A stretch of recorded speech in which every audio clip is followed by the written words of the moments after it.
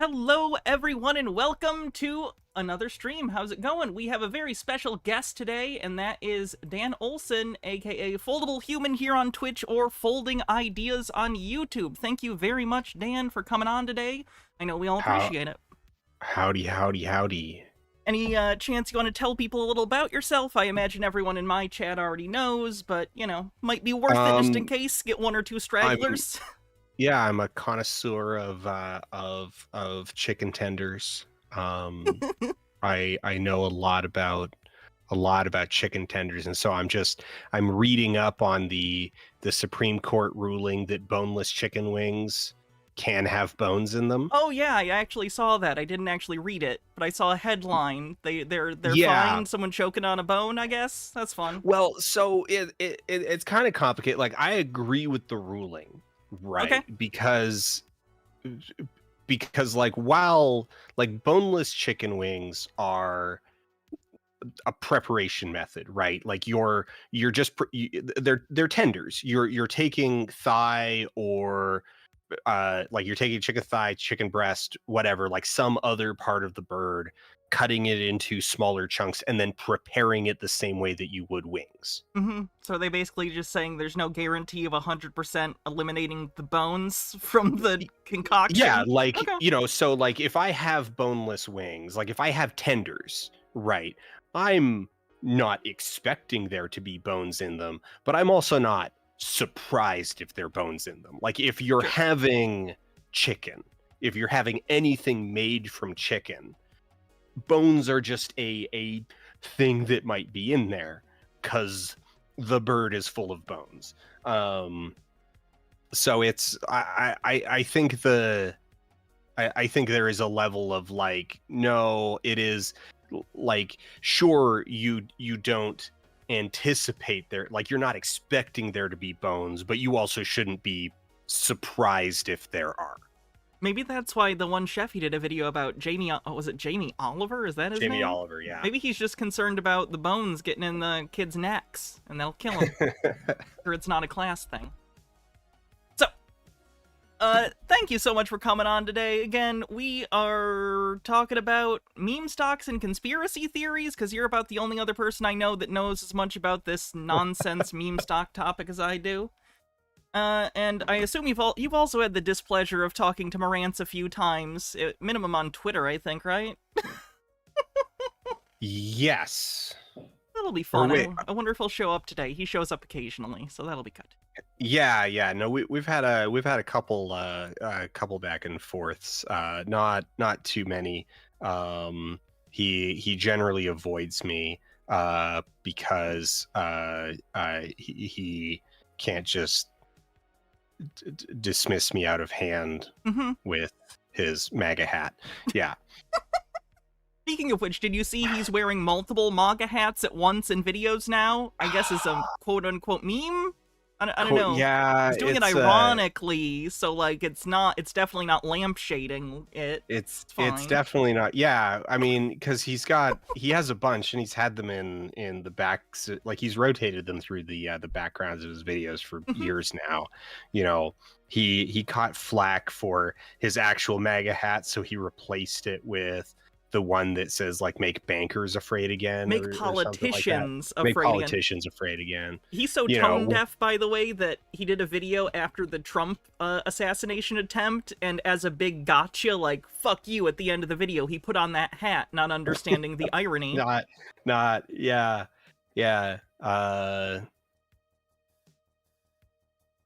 So he's good. Leopards eating into people's faces. Political violence is good when I imply it, but when other people I do... imply that you will be the victim of it, yeah. Yeah. So, he's a what a guy. What a human male. What a Have you gotten into any of his brother stuff? Because he has a brother who's actually a successful he's got a twin brother who's a influencer successful TikToker. who did some stupid shit recently also, and, like, made fun of a dead guy, so he's in trouble.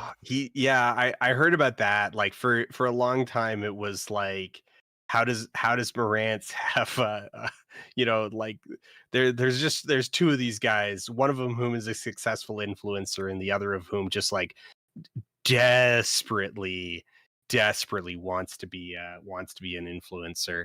He's doing his Uh best. He's oh he's man, he's grifting along. He's doing he's fine. griffin. I'm It's so funny that he finally got bullied into posting his posting his position. Yep, And $20,000 worth. yeah, and it's one of those situations where it's like, okay, like $20,000 is not nothing. Like if somebody like just rolled up and was like, "Hey, give me 20 grand," I'd be like, "I am gonna have to uh I'm gonna have to think about that one, and also like it's gonna take me a hot minute to kind of like pull that together." Right. I don't wanna downplay how 20 grand would be like life-changing money for a lot of people. Mm-hmm. Like an extra 20 grand would be life-changing money for a lot of people.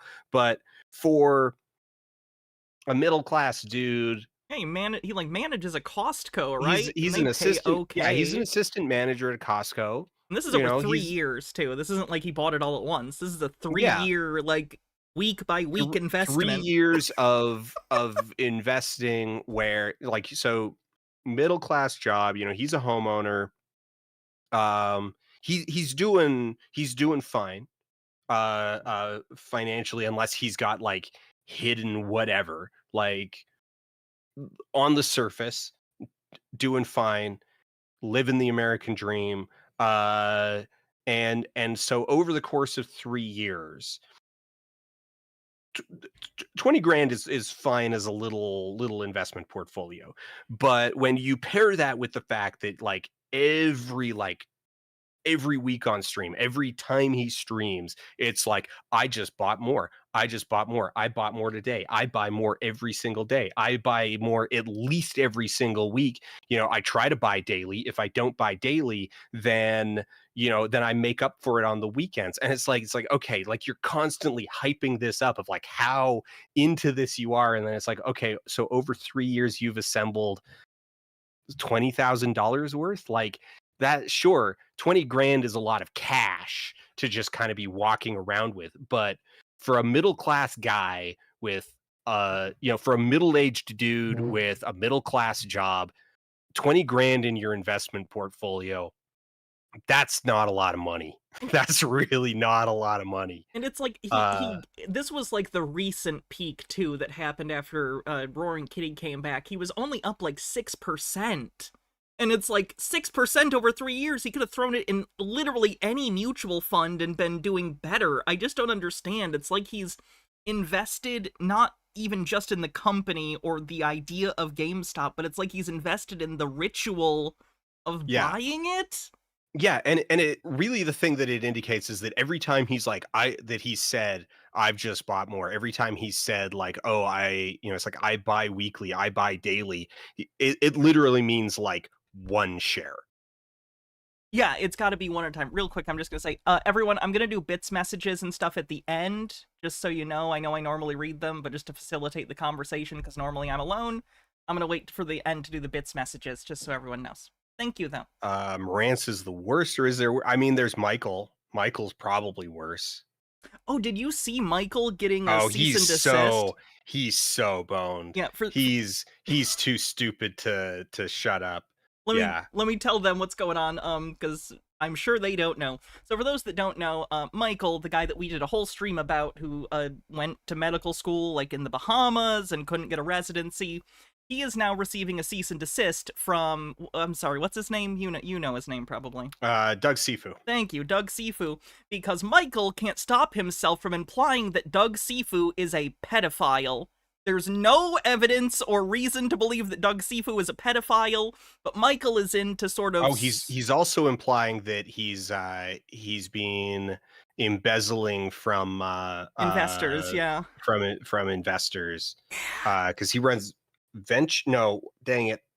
I just forgot the name It's of one of the market makers. I'm not sure which he one. he runs a big fund. Like he's one of the guys who runs a big fund, owns the like is a part owner of the Florida Panthers. Like he's a legitimate like rich dude. Yeah. Right, in finance. And Michael has been like implying that he's embezzling in order to I mean, it's vague, but it's like he's implying that he's embezzling in order to harass Michael, bury bury evidence of him being on Epstein Island, and also like kill meme stocks, like, Yeah, like, just this vague slate of accusations that are just completely untrue, oh yeah, and based on nothing, and yeah, it's couched in like Pizzagate virtue. That's it. style like charts and stuff too. I don't know if you've ever seen his like quote unquote Yes. DD on this. It's all like Pizzagate, QAnon adjacent shit. Like maybe 3 degrees slightly less crazy on the surface, but it's the same thing, just with a nicer coat of paint to make him look less tinfoily. But it's absurd. Yeah, and it's what yeah, it's one of those situations where it's like, okay, like there's nothing connecting Doug to Epstein at all, but there's things connecting Doug to people who are connected to Epstein, and that's just kind of like, well, yeah, he's a rich dickhead in Hmm. America. Like, of course he's going to be like at most 1 to 2 degrees removed from Epstein, because that was Epstein's whole thing. Have they tried Like, Kevin Bacon? That usually works. yeah, yeah. It's like I mean, like Kevin Bacon goes and shoots somebody. Suddenly, like everybody's implicated in as an accessory to murder because yeah, it's just kind of it's super baseless. It's really really stupid, and he's been going at it so hard that he is now like he's in an intense gooning session with the law. He's gonna be in some real actual legal trouble very soon here if he doesn't learn to shut up. Well, he got a cease and desist from Sifu, and then on the Yeah, show last night, I don't know if you saw their show last night. I did pull up a clip of it, maybe to watch, but basically, he's doubling down. They're he's all, super doubling down. oh yeah, Yeah, he got the cease and desist, and you know, PP was just vape was just like it's just a letter, bro, doesn't mean anything. And while that is like technically true, like a cease, like just getting a letter that is a cease and desist, it is technically true that in and of itself is meaningless, but it's a warning shot. yeah. It's Like it's indicative that you're going down the wrong path. yeah, especially if that cease and desist comes like from the desk of an actual lawyer, Yeah, then they're saying like, look, we don't want to do this. Like, you have an opportunity to just shut your mouth. Like, shutting up is free. um and it's like, so you gotta weigh it. If somebody sends you a cease and desist, you weigh it. If I get a cease and desist from the PP Seeds show, I laugh at it and like, throw it in the trash and post it on Twitter and whatever, because like, what's he gonna do, right? drawn up by If Kais, no doubt. Yeah, if Kai sends me a cease and desist, one, it's probably like handwritten. Two, it probably spells my name wrong. But like, like, okay, whatever. If I get a cease and desist from like Disney, if I get a cease and desist from Doug Sifu, I maybe at the very least shut up until I've secured some representation and run this by somebody with a law degree. They did their typical thing too, where they tried to read a legal document but don't know how to do it, and they were saying like, Oh we yeah, think you're committing per se defamation, and they laughed at per se because they think it's the colloquial meaning of per se, like, oh, yeah, kinda. They don't understand that per se defamation means like on the face of it, it is yeah. defamatory. Yeah, yeah. Calling someone a pedophile is defamatory per se, because like Everyone because it's serious. recognizes.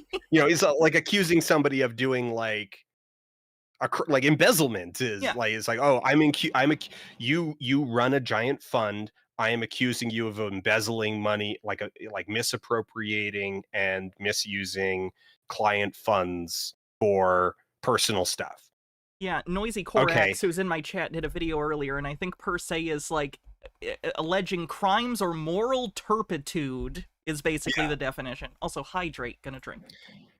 yeah.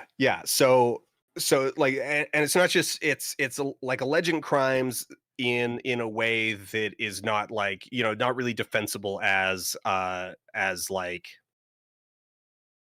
comedy. Like you're not just like saying something for comedic effect or like Yeah. rhetorical effect. Yeah. You know, if sure, if I accuse the former president of committing crimes on the moon, like that's accusing him of crimes, but like obviously he didn't do them on the moon because he's never been to the moon. Like it's it's whatever. It's clearly a joke. Accusing a fund manager of misappropriating funds is like, well, okay, that's a very believable crime. Yeah. Like if somebody believed me that like believed that accusation, like it's not it's not absurd. So you're not comically accusing someone of doing crimes. You're just accusing someone of doing crimes. Yeah, and it's weird too because it's like that guy's whole line of work. It's his whole career. So even if it Yeah. was something you needed to say, it could potentially damage his reputation. That'd be the easiest job ever. You'd just be like, "Well, it's my job, and you're accusing me of stealing my client's money, so that's not cool." Profane priestess. Yeah, What do you want me yeah. to wear for the The hats off? accusations and yeah, the accusations inherently harmful. Like the the idea of a fund manager being accused of the crime of embezzlement from the fund is like it's kind of just needing to even fight that allegation is in and of itself harmful. Yeah, because it could, you could pull a headline like, "Oh, Doug Sifu Yeah. accused of blah blah blah," or suing over yada yada yada, and that Yeah, perception is exactly. damaging. Yeah. Someone So, picked a hats off, so I'm putting on a weird hat. I know you can't see me, but if anyone else is curious why, that's why. All right. So I did want to talk about the recent event, and I know you tweeted about it, but I wanted some more your thoughts on Roaring Kitty, aka Deep Fucking Value, aka oh not man, Paul Dano. aka the most divorced man runner up 2024. Like, here's the thing. When Roaring Kitty was initially doing his thing, my impression of him was like, okay, like he's kind of a dweeb or whatever, but like cool. He got lucky and then he fucked off. You know? Yeah. Like that would be the smart thing to do. But then all of a sudden, years later, do you think it is like a genuinely like a situation where like he has personal troubles that caused him to make some rash decisions? I mean, the thing is that I can run through like I can mentally lab a whole bunch of different possibilities, right? So cuz one of the things that sort of needs to be kept in mind, and I didn't really call attention to this in This Is Financial Advice just because like I had a different thing that I wanted to sort of highlight about Keith. Like the thing that I wanted to highlight was that he does not believe the things that Super Stunk believes. Yeah, no. Like that was my core sort of thing to get at. Yeah. And like and maybe I did give him too much credit in saying that it's like, he has wisely just kind of like disappeared into the sunset, which, you know, was maybe it was a fanciful speculative narrative, but was very much like a believable one, like of a Yeah. thing that he could have done. I think at the But time that was the reasonable like assumption. it was a not on yeah it was a reasonable assumption that like it's like, oh yeah, he's probably still like investing and doing whatever, but like he's very much like doing it off the grid and staying out of the public eye, like on purpose. um and of course, like things can always change, right? People can change. And I think the sort of the keystone in all of this really would just be the fact that like he was always a Wall Street Bets poster. Yeah. So like he always kind of had this thing with these really risky gambles on options, like these big options plays. And I think the really like basically the thing that we learned with him coming back, there's a whole bunch of stuff that we can speculate on, and I will. But like the main thing that sort of we have learned factually is that like he never really stopped with the risky options plays. He never and or didn't have enough, right? Like he didn't. So it's like, okay, there's a world where he's sitting on his $25 million his take home of like 12 and a half, $13 million, right? Easy, like, sure, that's not really like generation changing wealth in and of itself, minus the fact that like that is well into the territory where you could put the bulk of that into very safe investments. Like you could just put that in T-bills and you're fine. Like, and just you can live a nice, comfortable middle class life off of interest on that. You could like not even T-bills, high yield savings account. Like just give it to the bank. Just, like you can be extremely conservative with that and just live off of the interest in a very, very comfortable way. But have you considered he can make the line go up? And line going up is good. So line go up. I hope Ryan Cohen doesn't dilute him. Yeah. What a nightmare that would be.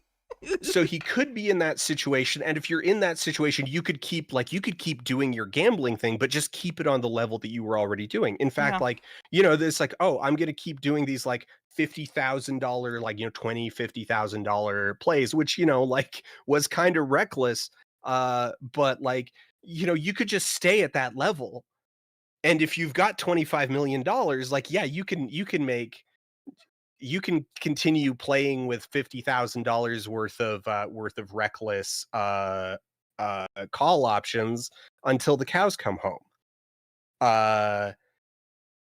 And it just really appears that he couldn't keep it to $20,000, $50,000, and very clearly some things have gone spectacularly wrong in his life over the last couple of years. And but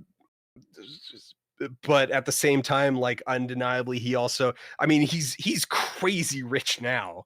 Like, he did in fact turn 50,000 into millions, and then millions into like, he's got like 250 million in paper wealth at the moment, right? Like that's I think where it wound up landing. He bought a bunch of Chewy recently. Oh yeah, he moved a lot of it into Chewy, but the thing is also that like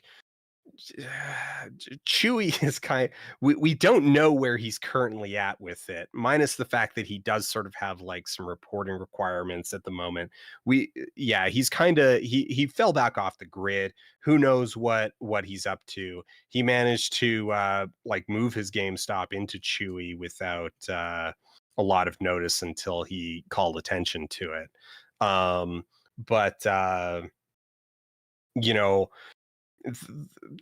he can move that Chewy more easily. It's also more likely to go up in value.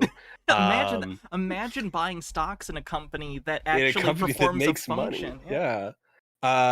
And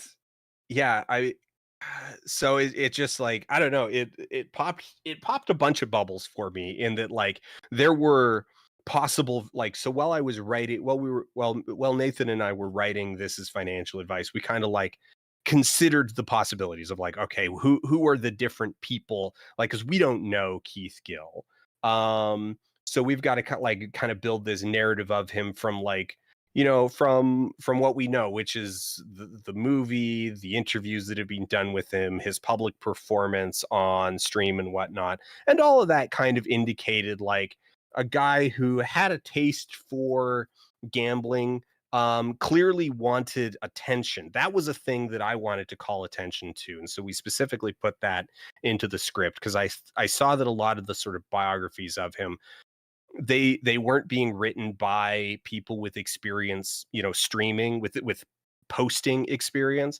And so the number one thing that I noticed when I was looking at his stuff, and we went all the way to the back, all the way to the bottom of it, was that like, oh, this guy wants attention. He wants to be an influencer. Like he shows up on the scene and he's got his like stream branding already worked out. Yeah. He's got the name, which is clearly not a name that he just kind of like pulled out of a hat when sitting. It's like, oh, like channel name, I don't know. Turgid Ninja. Oh, that one's taken. Roaring Kitty. Okay, yeah, there we go. He was thinking about marketing. He was thinking about branding.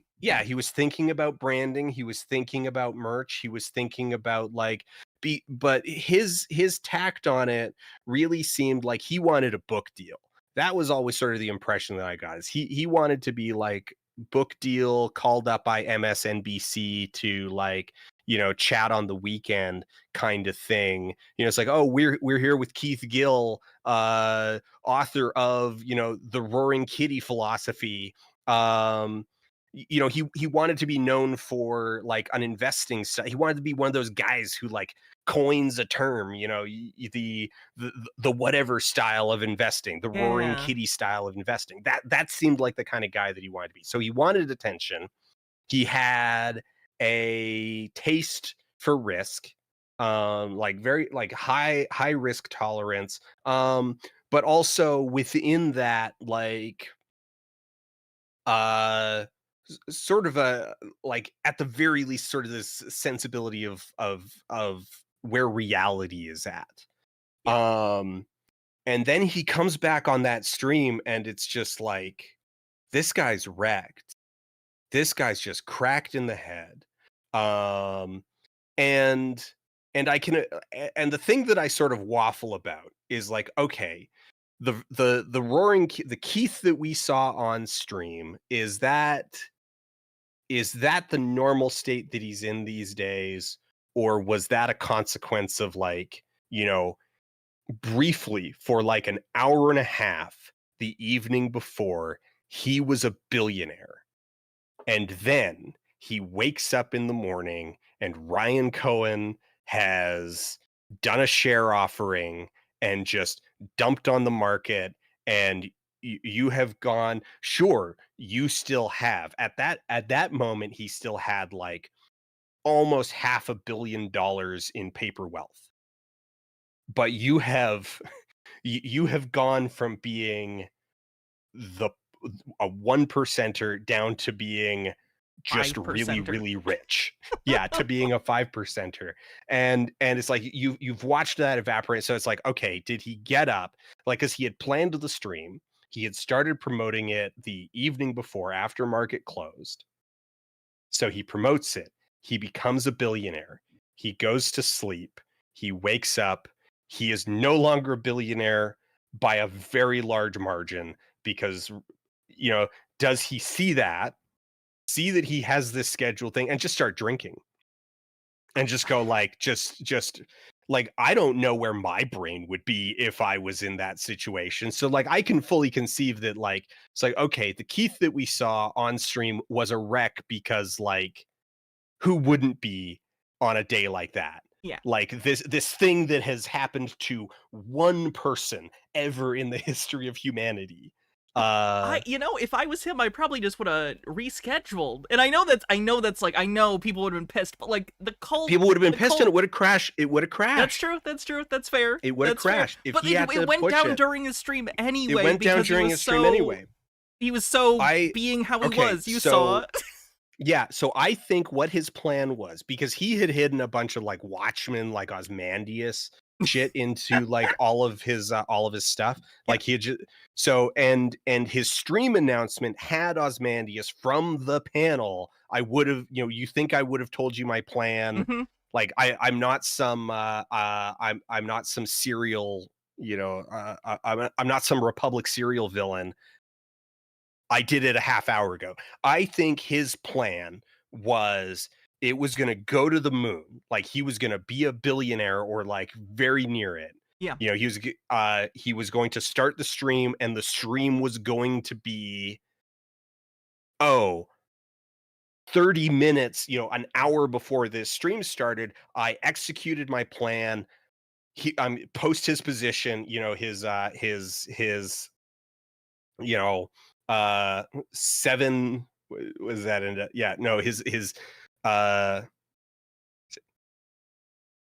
his 10-figure position, like his $1 billion position.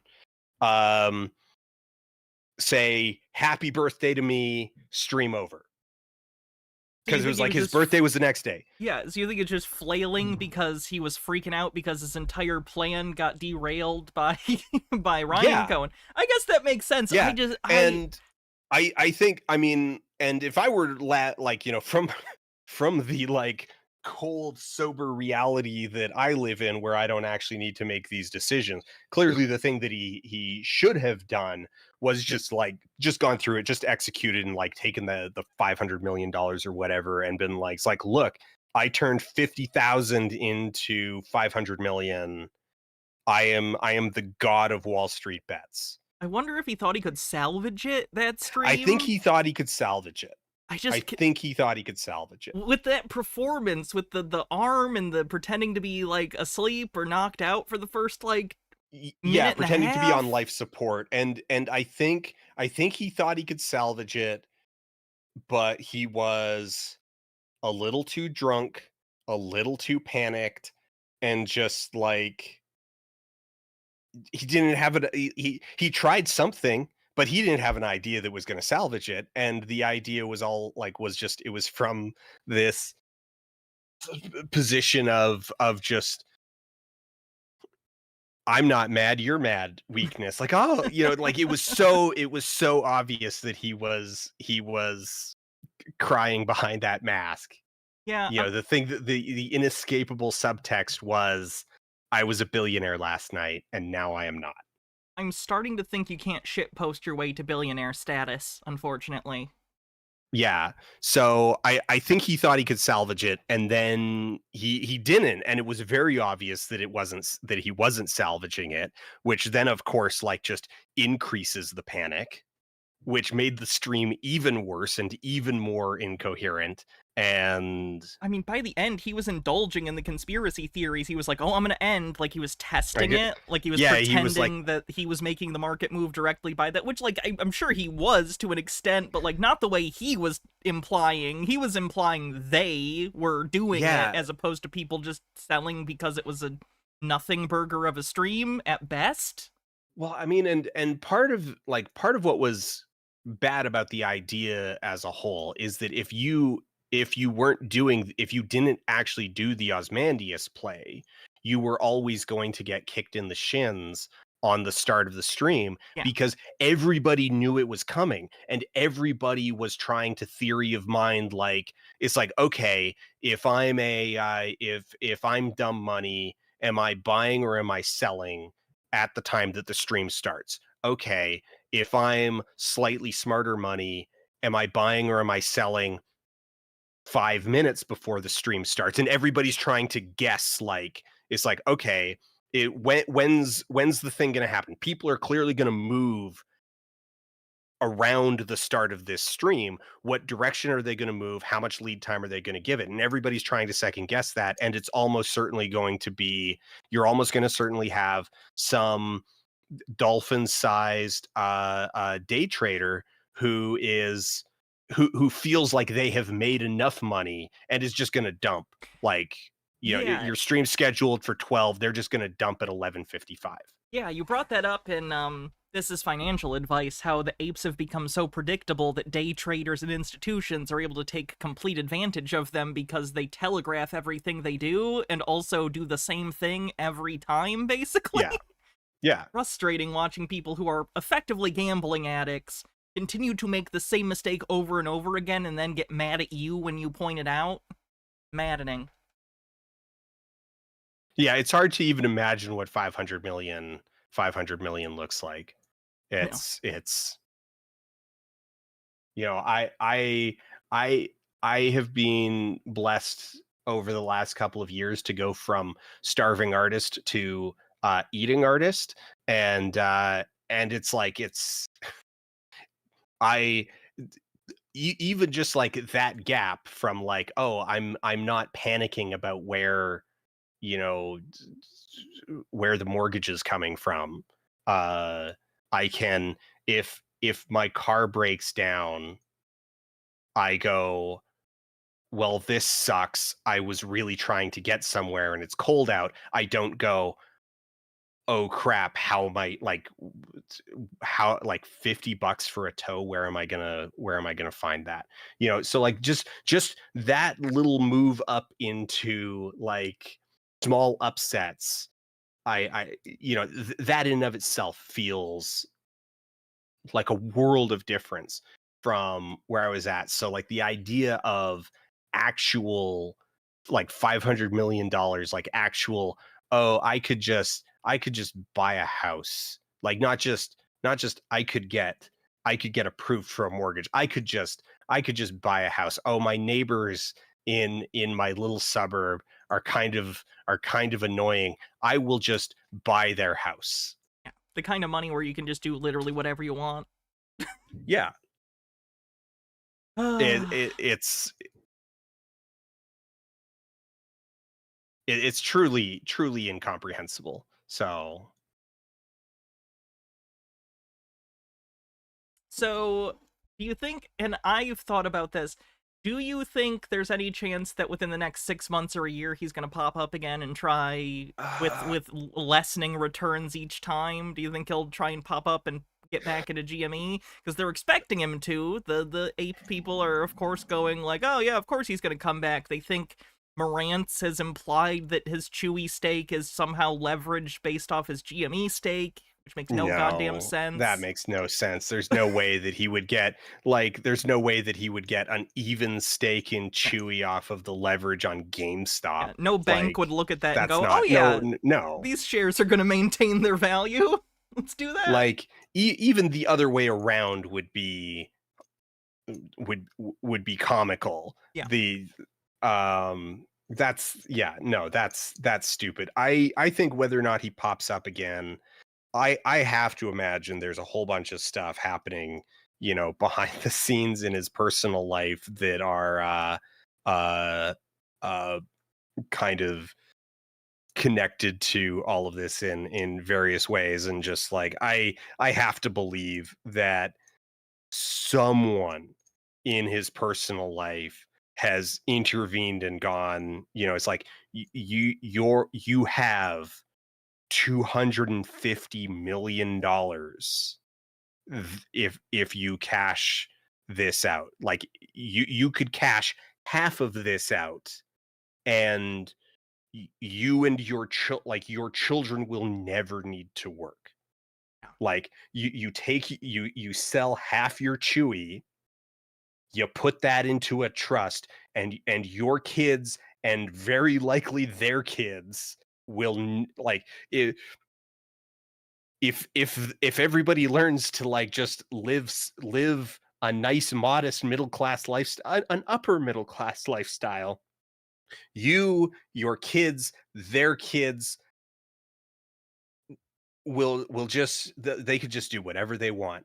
You can all decide to just sit and play it. your It's your your lineage can sit and play Elden Ring for the next 3 generations it's before literally you start exhausting this money. it's the dream of like every single ape out there, and he had it in his hands. And And he so, YOLO'd. I have to imagine someone in his life is just saying, it's like, stop leaving this these hundreds of millions of dollars locked up in these stupid ego driven plays. And that's really why, like, that's part of why, I did just say that it's like, I don't know, maybe he woke up that morning and just from the chaos of it all, like, just hit the bottle. But like he really looked like that was not the first morning that he had woken up and hit the bottle. Um that was a level of rough that went well beyond I had a bad night. And yeah, so and the thing is that just kind of labbing the whole thing, uh you don't you don't decide to the sheer amount of work put into making that week worth of memes. Oh yeah, it was a lot of like, I mean, the the um, he could the hire amount a of video editor, but forethought. Yeah, like, but like even if you like, so I speculated that he had probably hired it out to Fiverr, yeah. just because like it was very like on style for Fiverr editors. Mm-hmm. um but even then, like, just the effort of thinking up and like, because if you're hiring someone, you still need to think it up and tell them to do the thing, right? Yeah. Like, just the sheer volume of crap that he came up with, uh, and the amount of like planning that went into that meme week, um, and the obvious forethought of like, okay, playing the options early, like to build up that initial nest egg, doing the reveal, and then like trying to like leapfrog off of that into this like mega gains. You don't cook up a plan like that if everything's going well. You need some conspicuous free time to come up with that is well beyond like, oh yeah, me and my kids and my wife are enjoying being quiet hidden millionaires in Massachusetts. I I will say the one thing that made me laugh, the little bit where it looked like he wasn't going to say anything else and it just ended with that ET clip with Supertramp. I was a little enjoying it when I thought he was just fucking with the apes because he was upset with them. That was about a Right, fun day right. and a half. Yeah. Yeah. Yeah. I don't know. I don't know how someone, and I try not to get like too judgy on the show just because like it doesn't, I don't know. I don't think it helps usually to be like, this person's an asshole. But like, I don't understand how you can sit there and concoct this plan knowing how many other people are going to lose money in this scenario because you are effectively tricking them. Like, he has Yeah. plausible deniability, but he knows the Wall Street bets and, like, GME people enough to know what was going to happen when he did this. I don't know how you Yeah. sit there and concoct a plan where you know you're taking money from a bunch of people, many of whom are gambling addicts. I just don't get it. Yeah. It's Yeah, infuriating. and sure, you know that like I think the only way you assuage yourself in that is that like just with the way that the numbers shake out, it's like, okay, well, the majority of this $1 billion would be coming from uh, uh, gambling addicts on Wall Street. Mhm. Like institutional gambling addicts rather than retail gambling addicts. But that's just because of the way that like that's just because of the math of money distribution that but by population, you are going to be taking a lot of money from thousands of individual gambling addicts who think you're their hero Yeah, and are actively like expecting you to like take them with you to Valhalla. And we saw this on the forums how like after things got really squidgy and he started trying to figure out if he was laying low or not, they people kept posting things like, he's coming back for us. He's yeah. just he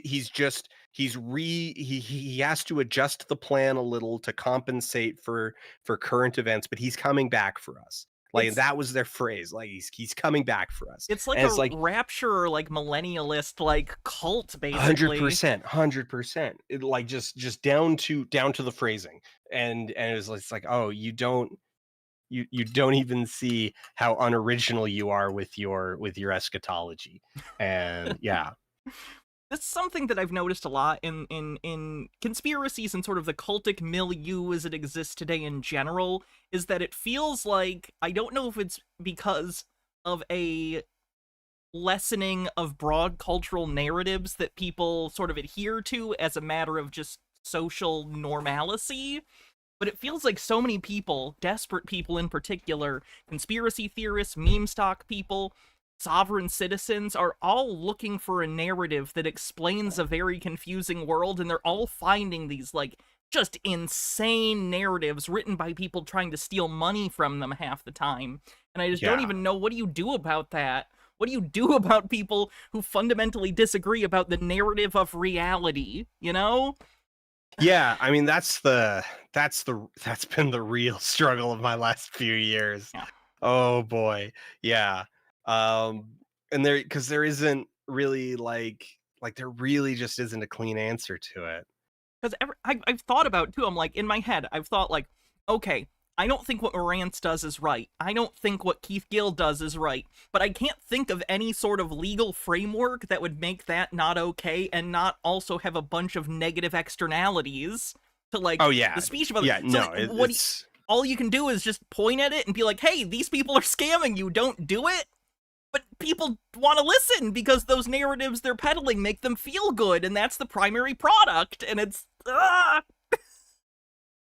Anyway. it is truly maddening, the sheer, I mean, and and I said this in both in Line Goes Up and in This Is Financial Advice, that the degree to which this is being driven by um deeper cultural anxieties, and these, like, perceptions of hopelessness, that it's like, oh, everything's screwed, everything's broken, uh just it's like, I guess we give up. Very depressing. And that's it. Yeah, it's very depressing, it's very grim, and it's like, I don't like this. Can I would like a refund on uh this reality. I'm not enjoying it. I find it funny too when you look at, like, I don't know how much time you spend post, like, your flat earth video in search of flat earth. I don't know how much time you ever spend looking at conspiracy theories or theorists, but Oh, tons. Just okay. like, no, I like, okay, so you've got some documentarians who very much, like, they find a subject, and they tap into it, and they make their thing, and then they're like, oh, now I am done, and I they wander off. I am the other way around. I come into these things because I'm already fixated, and I can't let it go. Are there any Um, videos you've made that you've thought about making, like, a sequel or semi-sequel to for that reason? You know what I mean? all of them. Fair answer. Like, the flat earth one in particular is interesting to me because, your documentary on that's one of my favorite, like, YouTube videos just of all time. It's a great, like, breakdown of conspiracy theories and how people get into them and how they go from one to the other. Anyway, I'll stop kissing your ass about that. But um I do find it interesting noticing a difference from, like, then till now. I call this the Blues Cluesification of conspiracy. I think QAnon helped start this, where they're barely trying to even put evidence out anymore. Like, over the last Right. 4 years, it feels like they used to try and be like, well, here's why this is true. But half the time, it feels like there isn't even a justification now. It's literally vibes. And they say as much. They'll talk about, oh, I intuitively discovered this. The vibes are. And I just don't even know what to do. It's like a fraction of the population has given up on evidence-based reality if they ever believed in it in the first place. Uh, yeah, because evidence-based reality is a deeply um inconvenient thing, Fortunately. because it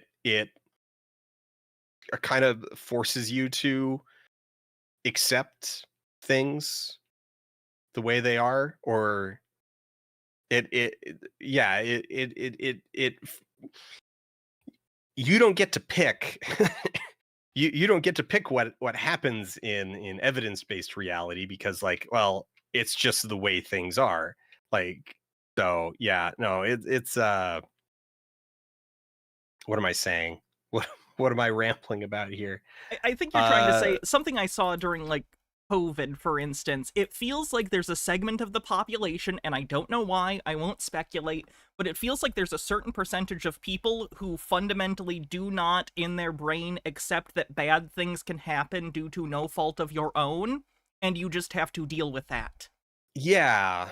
Like the anti-mask people or people who said COVID was fake or a lab leak or something like that. Like, it feels like there's a constant narrative of, like, no, this can't be happening because I shouldn't have to deal with this. This is putting a burden on me, so I reject your reality and replace it with my own. It's strange to see in real time adults just say no to real life. I don't get it. I don't understand. It's just going to make things worse. But I know it's a psychological need. I know people need to feel okay and comfortable. But at this point, it's so detrimental for half these people that it's doing the opposite of the intended effect in the first place. Yeah. Okay, so one thing I did want to talk about too, since you're here, did you see the movie Dumb Money? I did, yeah. I'm holding, I know you can't see me because I don't have my camera on your end. I'm holding the Blu-ray because I have an obsession with Blu-rays, unfortunately. And I picked this up because I can't imagine it'll be in print for long because it is a shit film. Since you... Yeah, it's just not very good. Okay. It's not, it's far from the worst, but like, yeah, it's not very good. It feels like a generic, like, comedy drama from, like, the 90s or the early 2000s, but not one with any style or, like, interesting directorial choices. It's just kind of like, yep, here's a thing that happened, but also it's wrong about what happened, which is frustrating. It's super by numbers, yeah. And that was kind of weird and disappointing. Like, people were asking me, it's like, oh, what do you think about it? And it was just, it's so nothing. It's really insubstantial. Did the studio, just because they put money into this, you know, it's got Vincent D'Onofrio, America Ferrera, it's got Nick Offerman, Sebastian Stan, you know, like, it's got people in it. It's got Paul Dano. Yeah. So what, did you think that they just thought, well, the GameStop thing was big on the news, so people will watch this? Like, was that the entire thought process? Pretty much. Well, okay, so the actual I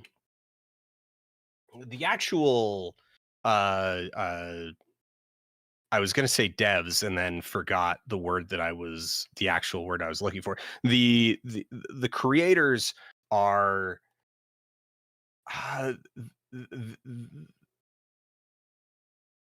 they're in it.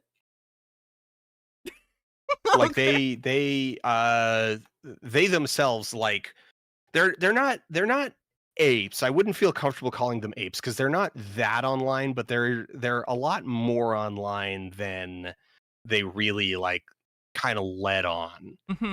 If that makes sense. Are they like libertarian types, by the way? I got the vibe of, like, libertarian from this movie, at least vaguely. You know what I mean? I don't know how much you know about them. Yeah, something like that, something along those lines. Like, there's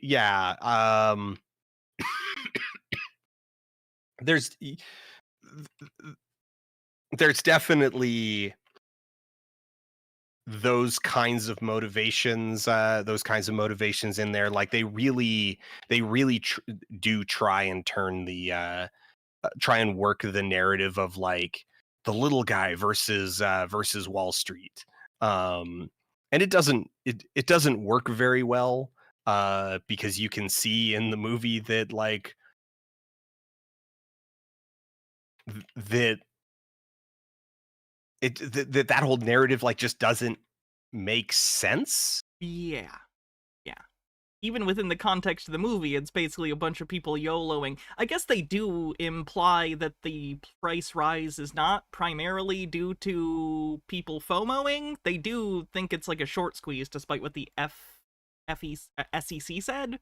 Which, like, there was some movement, my understanding, from shorts closing, but the big run-up was because of people getting involved in it because it was all over the news and Reddit and bullshit. But they don't make that clear? Just I mean, they indulge in, like, just enough conspiracy to like, to imply that, like, oh, this is true, this is what happened, you know. Sorry, how am I wording this? They entertain several conspiracy theories, but not really, like, aggressively. It seems like they maybe wanted to both market to apes and a general audience and were trying to tiptoe between the two, and couldn't quite stick to landing. It doesn't please either, because the apes are upset that the movie basically says it's over, which they don't believe. Yeah. But to a normal person, it's just like, what the fuck is this? It would be an incredibly boring movie if you didn't know anything about this, I think. They do, like, put America Ferrera's character in there as, like, a representative of people who Oh lost money, boy. but she's Ye- barely there. I don't know. she's barely there, but then also like there's a profound kind of insanity in their decision, like, oh boy. Okay. Uh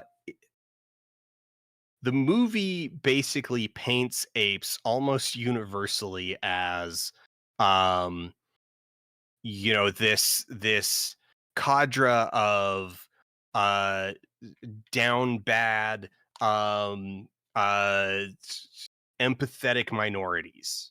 Yes, that's such a good way to put it. At no point did they go into, they don't go into the culture of Wall Street bets or No, any not at of all. that because it would make the main characters look like assholes, which is the reality of the Yeah. situation. Yeah, the presence of all of the like Wall Street bets people is scrubbed through the membrane of non-presence. It's like you see there's this montage of like memes and crap that they made, and they do allow just enough of the unsavory elements of that culture to leak in order to say like, oh no, see, look, we're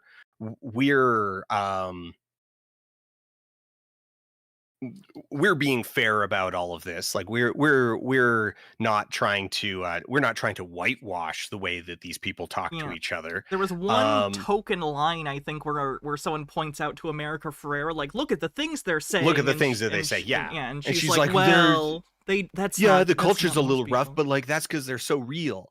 Like, it's like, or however she says it. But like, could you imagine if they put freaking PB Seeds and his crew into the movie? See, Like that's a if movie I they would watch. I want to see a movie about them and them getting scammed by Polte and Polte helping them oh scam man. others. That'd be great.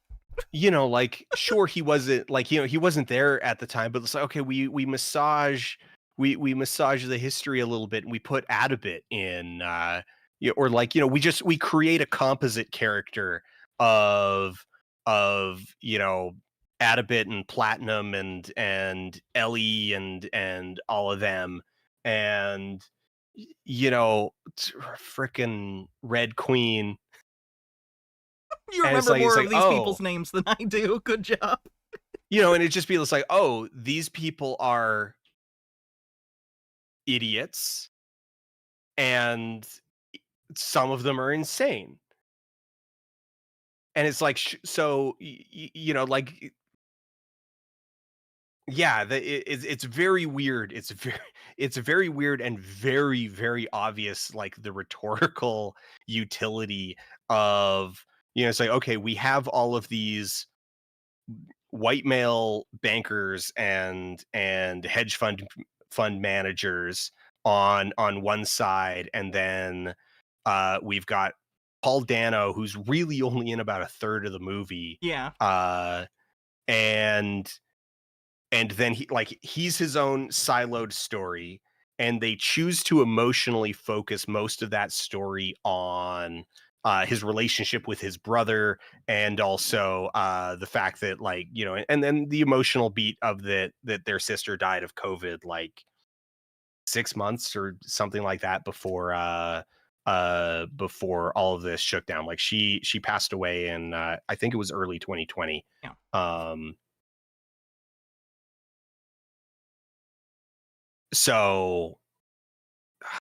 so you've got them siloed, and then it's like, and then all the rest of it is this montage of like of empathetic minorities fighting the man.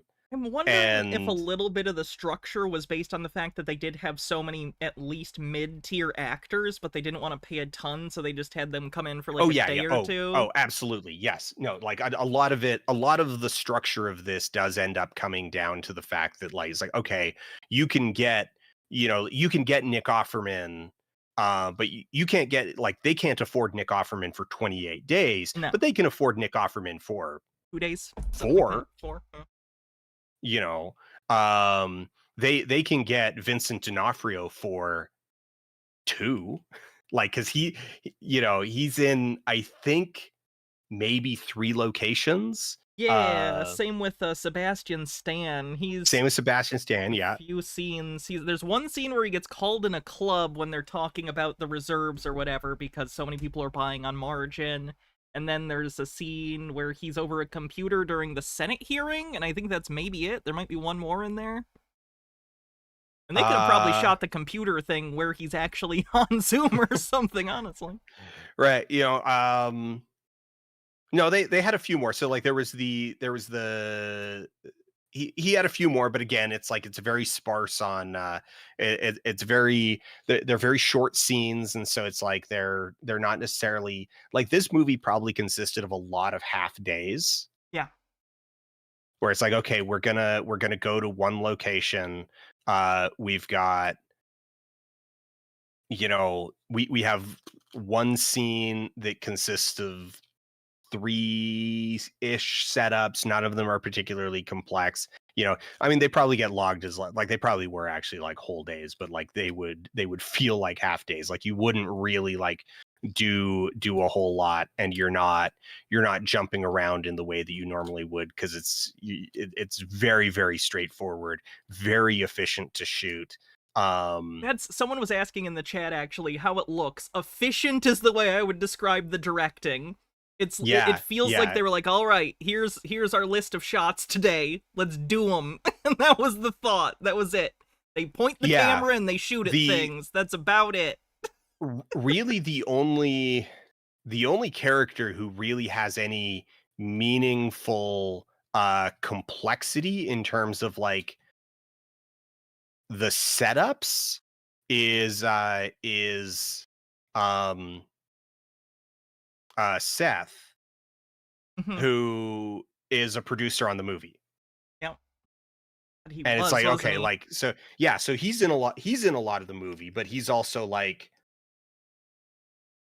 he's also like one of the people making it. So That was definitely a stoned decision on his part, which in fairness, it's Seth Rogen, so that's probably a fair thing to say about anything he's done, but Jesus I Christ. mean, yeah, no, It it I it mean, so like, I think he picked it up because he's like, it's like, okay, so how much money is this going to cost me? All right, I know that my presence is going to be worth this. I'm going to take this as I'm going to take this as my base pay. I'm going to front this much money for the production of the rest of the thing. I know that with my name on it, we're basically like guaranteed into internet, like, syndication and like international syndication. yeah. We're going to be able to sell this movie. We're at like, they didn't lose money on it. Like this isn't a win. Like the writer directors, they kind of got boned on this. Seth's doing fine. Like the producers made money Yeah. on this in selling the movie into like international markets and all of that. And my But like stupid it Blu-ray is kind of a purchase. bomb. Yeah, your Blu-ray purchase, like it all adds up. And so Seth's presence means that he can call up Nick, he can call up Vincent and be like, hey, we got this thing. It's gonna be like, we're only gonna need you for 3 days. It's Vince, all you need to do is like stand on the end of a dock and be menacing.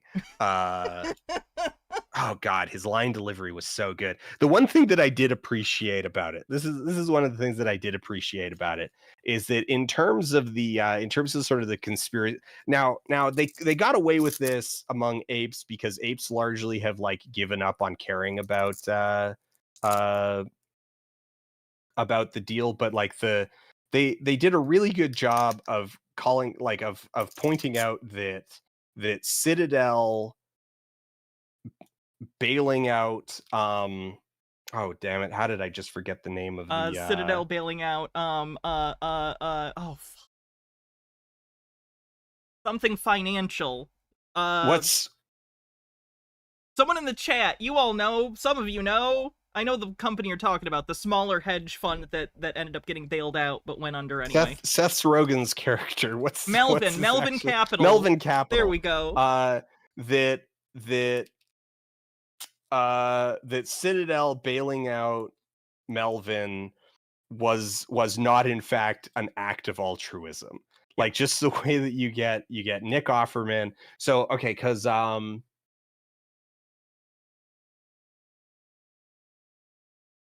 because Nick is playing damn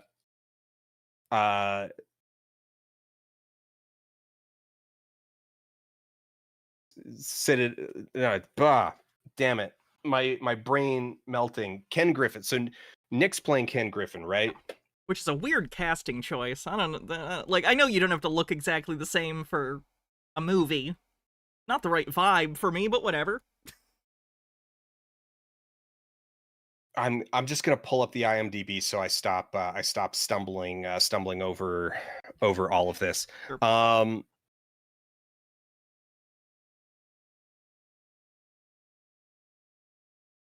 So yeah, so okay, so Seth calls up Vincent D'Onofrio playing Steve Cohen, and he's like, "What should I do?" It's like, "Well, you should call Ken." Well, what should I tell him?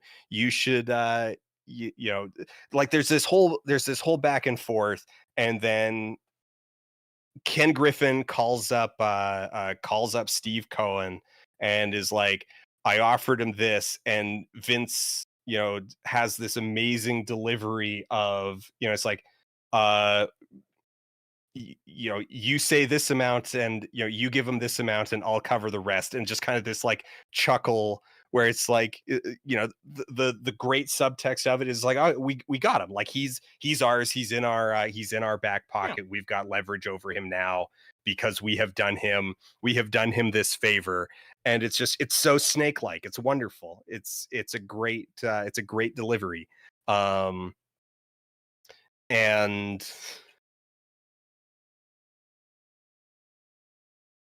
it completely flies in the face of ape lore. like ape lore about a bailout. Yeah. But don't you know they're bestest friends, and they just hate retail shareholders and want to bathe in their blood, whatever. Okay, so there is a person I wanted to talk about more in depth because they are one of the strangest characters, I think, to enter this saga, and they entered late. Pulte.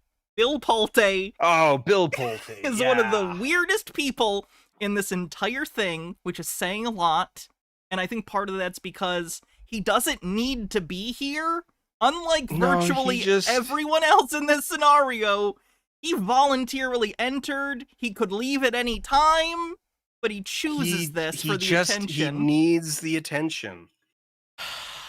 Has he tried? I don't know. I know he was at the first Pulte event, which was... Has he tried pickleball? I don't know. Like, he should just... he could probably do himself a lot of good by, just taking up pickleball and hanging out down at the court doing pickup games and hanging out with the seniors.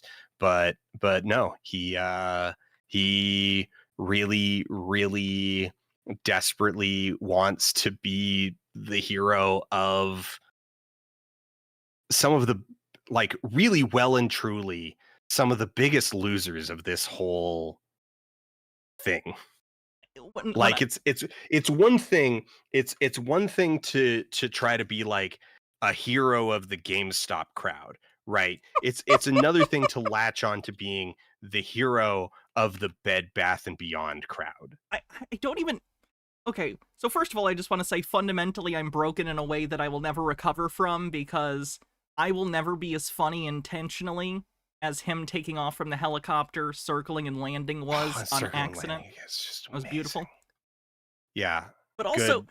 Good work, Bill, on that one. That one was... He did it twice, too! He did it at the second event! He did it again. Yeah, everybody called him... Well, because nobody he needs the approval of cared about it. So, so he just did it again.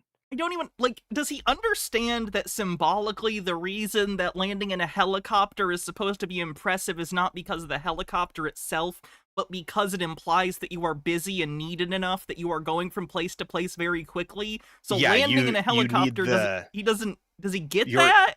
yeah. The whole symbol is that you're so busy that you're willing to pay that you need to pay the expense of the extremely inefficient vehicle Yeah. in order for the convenience of landing on top of the spot that you need to get to, because it's Yeah. like, Like in a movie, you the do that ride from to the show a yeah. character as a certain thing. And I guess that's his intent. And the audience, I guess it lands with them because they thought it was great. But I just don't get it. His entire scheme to get people to buy into Pulte Home Group so he can try and bully the CEO out of his position is so It's fundamentally wild. misguided. It's the kind of thing only an ape would come up with. So he is that, it's just he's that, but with Nepo baby money? Like second generation Nepo baby money? And Yeah. it's bewildering to watch this much money used in the service of nonsense. I, and he clearly knows more than like PP. Like, he knows that BBBY isn't going anywhere. I mean, I think Yeah, PP knows he at this knows point that too, but well, I mean, yeah, PP knows at this point too that Bed Bath doesn't exist yeah. and the stock is gone. Yeah, they pivoted. They finally pivoted, which it took way longer than I was Oh, it took them expecting. so long well, it took so many attempts. It took so many attempts to get that Every time he to get did, that pivot to go through. every time people were like, "Why aren't we talking about BBBY?" Because there's nothing to talk about. Done. It's dead. It's the company doesn't exist anymore. Huh. It's like, well, why aren't we reading the dockets? Because I feel like the answer to that is self-evident. Huh. Uh, Oh, did you see the claim, the $11 billion claim? There's oh been yeah, some the plan filings. administrator finally got around to working through that one. That one was really funny. Like how because like so for the benefit of chat, so in bankruptcies of large companies, so like anything of any reasonable size, like anything that you would consider to be a national chain, Kmart, uh whatever, uh it is very common for bored people, often mentally compromised people, to they submit claims, Yeah, the same kind of people who declare themselves like Queen of Canada, yeah, will just like, that's the thing that they do, is like, the same people who like write these bizarro letters to the government, they write insane claims into bankruptcy court, that's like, oh, Bed Bath and Beyond owes me, what was it, $10 billion, it was 11 billion. 11 11 billion billion. dollars. And Bed it Bath and was, Beyond owes me $11 billion. I believe 1 billion was described as for consulting, and the other 10 was described as cash. He just put cash as Just the reason for the yeah. claim. Which isn't the first So time he's done that. He's apparently done this in other bankruptcies and also put cash. So yes, he's someone who has no idea what he's doing, even by ape standards. But they rallied around that for so long. they rallied around, and it was always bizarre, in particular because a $10 billion claim against Bed Bath and Beyond, if legitimate, would mean that they don't owe they're not in the whole $3 billion, they're in the whole $14 billion. No, but you don't understand. Secretly, But it's Carl Icahn coming in to secretly, give them yeah. money for no reason. So the way that they tried to work it was just by saying that, like, oh no, that like Bed Bath and Beyond couldn't owe this person $11 billion without there being, like, without Bed Bath having received $11 billion. That's good news. I'm going to inform my credit card companies that my debts are null because I don't have the money right now. So Well, because and you can almost squint and see the logic of like, okay, says if somebody legitimately claims that like Bed Bath and Beyond owes me $11 billion, that means that somewhere in the past, Bed Bath and Beyond received $11 billion or something approaching that minus yeah. like plus interest in goods, services, or cash. Wait, They received $11 billion of value. the problem is they're assuming that everyone is a rational actor, and that's ironic coming from the least It is rational the least actors. rational, yeah. Yeah. Uh, so it's like, okay, you can almost you can almost work through like it's like, okay, you're right. That is what that would indicate. That's why we can tell this claim is just garbage, is because there's no other evidence of this 11 billion anywhere, and it would stand out if this one guy had given, because like you said, it said cash, so it's like if this one guy had given Bed Bath and Beyond, $8 billion in cash, that would kind of pop out. It would pop out a Yeah. little bit in the books. Like You you'd would have be able heard to point about at the it. books and be like, look, Sure, that's Jake when they got 2B those would have come 11 across billion. that. Yeah. It would be somewhere. You'd be able to point to it. But so they had this whole narrative of like, oh, this guy's claiming the 11 billion because he just gave it to them now. That's why there's no evidence of it yet. So it's like it's behind the scenes hidden the 11 billion, but like none of that makes literally any sense at all, because like if true, why would you, like, it's the least efficient way of getting your money back, or Yeah. like of doing this. Is like, okay, why would this be structured as this $11 billion claim against them, rather than, Ryan Cohen has acquired private funding to bail out Bed Bath. Like, it was just so nonsense. Yeah, and in my experience with conspiracy theorists, and this very much falls under that, whatever it takes to get them where they want to be, that's the thing that's That's the true. thing that happened. Yeah.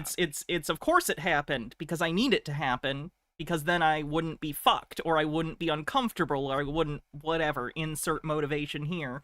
And I on stream when we watch conspiracy theories, sometimes I can predict where they're going with something even though it's complete nonsense, and people sometimes are surprised because people generally try to think things rationally. They're not always good at it, but they try.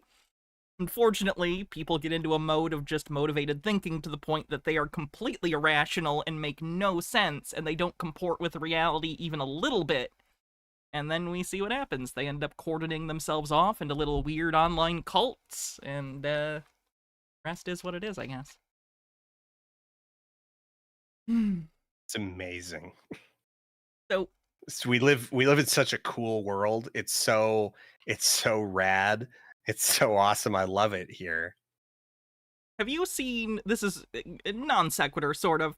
Speaking of conspiracy theories, have you seen Hans Wormhat, the guy who doesn't believe a lot of animals are real? He doesn't think apes and penguins and toucans and a lot of other birds are real? No, this guy has this is a type of dude who hasn't come across my notice yet. See, Tell me more. that's incredible to me because he believes basically every conspiracy theory, including, and I care about this one because I'm trans, he thinks everyone is secretly trans except for trans people that are out Right, who are right. secretly cis, of course. Right, yes. Classic, like we've seen a lot of this with transvestigation. Yeah. Oh, I also saw someone the other day who transvestigated the Operation Man. You know, the game Operation with like the buzz? Yeah, Yeah, she yeah. transvestigated the Operation guy. That's good word. She did a great job. And then she did the Great. Babysitters Club, the fictional characters in Oh, the yeah, Babysitters Club. yeah, Anyway. yeah. No, they're definitely all not visibly cis, I guess. No, but Hans, to go back to him, it's interesting how you can see sometimes the insecurities and concerns people have specifically based on the conspiracy, because Ye Hans, sorry, go ahead. Oh, I was just saying, yeah, Yeah. yeah. Hans has talked about several times, and I've seen hours and hours of his stuff at this point, talked about how as a kid he was very insecure about his own masculinity and other people called him skinny, and how he, has insecurities surrounding that, which is fine, everyone has insecurities. But on some level, it seems like he has taken that and projected it outwards, and instead of recognizing, hey, people were mean to me, and I'm insecure about it, he goes, no, everyone was lying to me about what real masculinity looks like. I'm actually the apex of masculinity, and everyone else has inverted what it means to be feminine and masculine. It's interesting how people tie themselves into knots instead of just therapy or working through their Right. issues. Yeah, yeah. He also thinks D-Day didn't happen. He doesn't think the transatlantic slave trade happened. Oh, those are cool things those are cool. Yeah. And the other one, which he doesn't think happened, which I'm not even going to say because I don't cover those on my channel because I find them so offensive, but it's the one you assume. Right. It's exactly the one you we assume. know which one that yeah. Of course. I mean, of course, yeah. I'm going to say this. I think the only thing that has kept the entire ape community from descending to the bedrock of all conspiracy that is anti-Semitism, although they dance with it sometimes. They spend some, yeah. It's not as bad as it could be, I think in part because of Ryan Cohen, but they do like I've seen mostly from them like model minority shit. Yeah, that in and of itself is a ticking time bomb. Yeah. He's on borrowed time with that one. Yeah, after the dilution that recently happened and Keith not talking about DRS like at all, like I've seen a surprising number of them being like, okay, what the fuck is going on? Because so much of their mythology was destroyed in like 1 week. And usually it trickles out, so they don't notice. But this one they noticed, at least some of them. Yeah, it's they're noticing. I've seen a huge uptick in anti-Semitism on the boards over it. So it's like it's kind of like it is. You kind of just have to like sigh in the fact that like, oh, they're finally turning on Ryan Cohen and realizing that like he is not in fact their savior. Oh, now they're anti-Semitic. Okay, cool. It was that. It was a very just thin learning line. all the wrong lessons. Yeah. That reminds me. I actually knew there was another. Sorry for all the anecdotes, but it's relevant. There's a conspiracy theorist I used to cover who was a big QAnon guy named Peter. I had him on the show a few times to talk just because I find the psychology of conspiracy theories interesting. And oh god, why did I lose my train of thought? What did we just finish talking about? Crap. Oh, I know what it was. So anyway, he talked about how he got scammed in a business deal. He's a big pothead and he wanted to open a dispensary. So he got this business partner, and this business partner happened to be someone who utilized a wheelchair. Right. And after this individual ran off with the money, Peter told me that the lesson he learned was to not trust people with disabilities, which I told him, Peter, that's the wrong thing to take from this. So it seems very much not. Yeah. It seems like for some of these people, the like cause and effect are not easily discerned. I don't know what it is. It's like they connect some superficial aspect and blame that as opposed to A to B to C. How did this happen? Like, no, there's no ideological thinking at all. It's entirely like teleological. Who did this to me? It's ridiculous.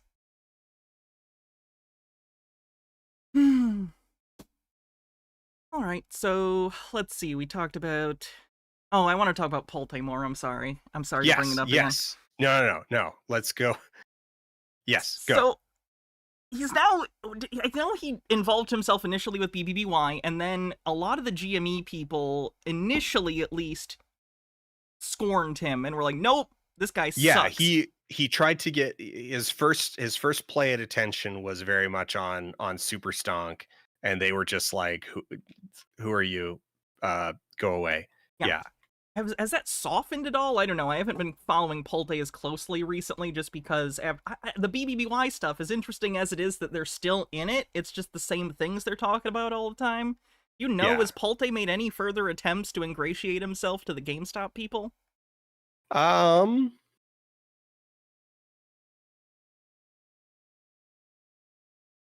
I don't really only by like transitive sort of effect as far as I've noticed. Like he hasn't really put his back into it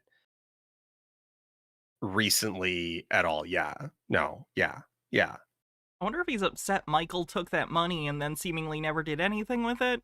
Or, Um you know, I I mean assume probably a non-zero amount, but I think he probably went and talked to a couple attorneys and heard exactly what the attorneys would say, which is, hey, you got nothing. And then he quietly just kept the money.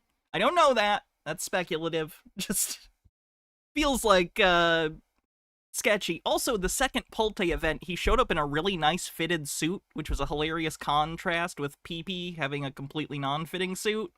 So I'm wondering if the suit was maybe accidentally bought by Polte.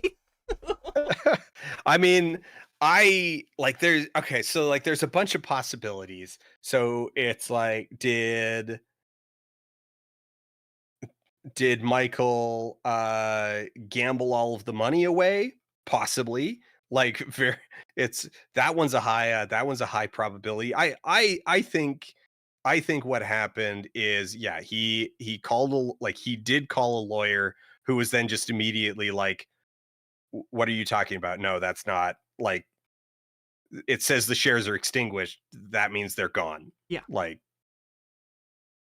and then was just quietly like, "Oh, okay, well, I guess the rest of this money is just mine." That seems like the And kind of thought he would and have. gambled it, yeah, and gambled it all away, and it's a gun now. He's been doing Uh, options recently, so oh god, um, Kitty getting into options trading openly really fucked a lot of these guys like badly. And they were already not doing great, but now they've been getting more into like options. I don't know if you've been following any of that. Not good. Not good for them. oh yeah, no, it's not. There's because it was actually funny. Is that like okay? So options were really big during the original run up, Yeah. you know, because that's what Keith was playing. But then once things crashed and you got like the Adabit crowd coming in and them trying to like sort of build a new narrative that explained the non-compliance of reality, uh they had to rely like options became the enemy. Like as DRS took over, Hmm. options became the way that hedge funds trick you into losing all of your money because they can see your options and they can see what options you have open. And so they trick you into buying all of these options. They make you think that that's how you're going to get rich, and then they play against you to make sure that your options go out of the money and they take all your money. Surprising. I wonder And if there's anyone around still from that period that isn't a grifter themselves, because at this point the plot has changed so many times. The narrative of what's important has changed. You'd think they'd notice. You know what I mean? Is it like the community of Theseus where it's just constantly new people coming in and out, like a scam, like a MLM or something? Or do you think that it's mostly the same people but distilled down to the most fervent and I frankly out there people? I think they get new-ish recruits somewhat regularly from the fact that like, you know, there's you do have these lucrative well populated um conspiracy communities, and they, like, okay, it's the whole XKCD thing where it's like, okay, like today is the like if there's some piece of information, it doesn't matter how old it is, like it's new to someone. Yeah. And like you're the, it's like whatever the figure is, like, oh, like 10,000 people learn about new thing every week. This just happens to be your week. So it's that kind of thing. There's people who are deep into the conspiracy media ecosystem who just have not yet been presented with the opportunity to lose all of their money on GameStop options. I think the DJT Donald Trump social media thing recently has pulled some people in because people were invested in that, and then Yeah, briefly the yeah. CEO of that talked about short sellers because the stock was down, and of course, well, we don't want to explain that, so let's just say short sellers did it. Yeah, and short sellers are a real like historically good go-to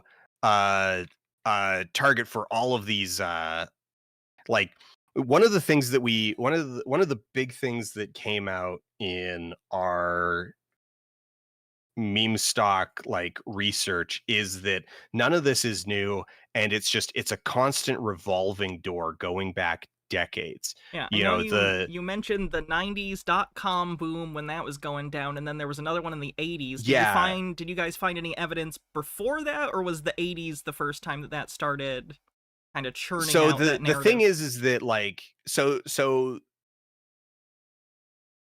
these the dot-com boom is when it's a lot like evolution, right? Like it's like, okay, like what's the common, like you're going back through hominins, and it's like eventually you hit this tipping point where like humans stop looking like humans, and then they stop looking like apes, and then they stop looking like monkeys. Yeah.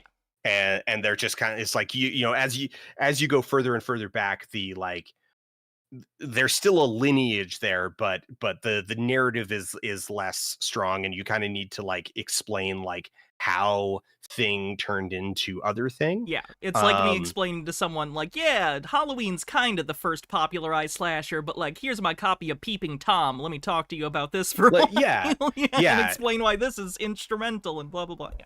yeah, and the elements that carry from one into the next aren't always that clear. Yeah. So the 80s is the last one that really kind of like still kind of sort like that's still kind of sort of recognizable, because then you go back, but like that was also in and of itself sort of this trade-off between never mind. So dot com is when like if we talk about the dot com stuff, it very much very clearly like is the proto version, like the test drive of the current stuff. And this is helped by the fact that like it's literally the same people. Yeah. Like a bunch of the people who were like, who were CEOs then, they're still CEOs now. The grifter lawyers who were involved in it, like they're still around. So the fact that like it was only 25 years ago, Trimbath was there. So the dot-com bubble is when we really get this like this not is when we really get this narrative of my company is failing because short sellers are trying to kill it. Yeah, I've described that, especially when, like, Morantz describes it. It's like people looking at a corpse being picked at by vultures and thinking the vultures did the killing. They have it completely backwards as to how this Yeah. stuff works, and I don't get why they don't get that. Do they think no company ever goes under or makes less money if it isn't for some outside force coming in and maliciously targeting them? Like, do they know how anything works? Uh no. But that doesn't stop them from trying. Um yeah, like and that's really kind of the chain of event like that. Sorry, the the vulture analogy is really good because that is pretty much like, yeah, how this works is that they get the cause and the effect backwards. Yeah. They, see that company doing bad, therefore a thing in loose proximity to company must be the culprit. These vultures are committing financial terrorism. Wow, all of these companies that went out of business were heavily shorted. Must be the Yeah, they were shorting. heavily shorted because they're going out of business. Um, yeah, and there's tons of other analogies. Yeah, wet streets cause rain. And that's It feels like for a lot of these people and conspiracy theorists in general, narrative formation is very difficult. And they latch on to ones provided to them by others that sound right because they don't have a good sense of doing it themselves. That's just a vibe. yeah. That's just it No, just no, no. It's a pretty safe vibe. Like yeah. they're the that's kind of like in a lot of ways like the source of motivated reasoning, Yeah. right? Is that um it's like something's happening, they don't comprehend it, they need like they have a desired outcome, and so they work backwards from the thing that they want to be true and construct a narrative around how that thing is in fact true. And that's really like the recurring theme of so much conspiracy stuff uh all over the internet. Do you think with I don't know how to put this. Do you think that the situation with conspiracy theories and these online cult-like communities, do you think this issue is going to become more exacerbated as time goes on, or do you think people will become more aware of it? Like, I feel like younger people maybe might see it. I don't know though. Like, do you think this is just going to get worse and worse? And people are going to get more and more in their own echo chambers of conspiratorial narratives to the point that no one has a shared reality? Or do you think this I'm will pull back? I'm really worried that it's just going to keep getting worse. Yeah. Mm, well, I guess we'll be employed for a while then, so that's good, I I guess. I I really hope it doesn't Yeah. keep getting worse, but no, yeah, there's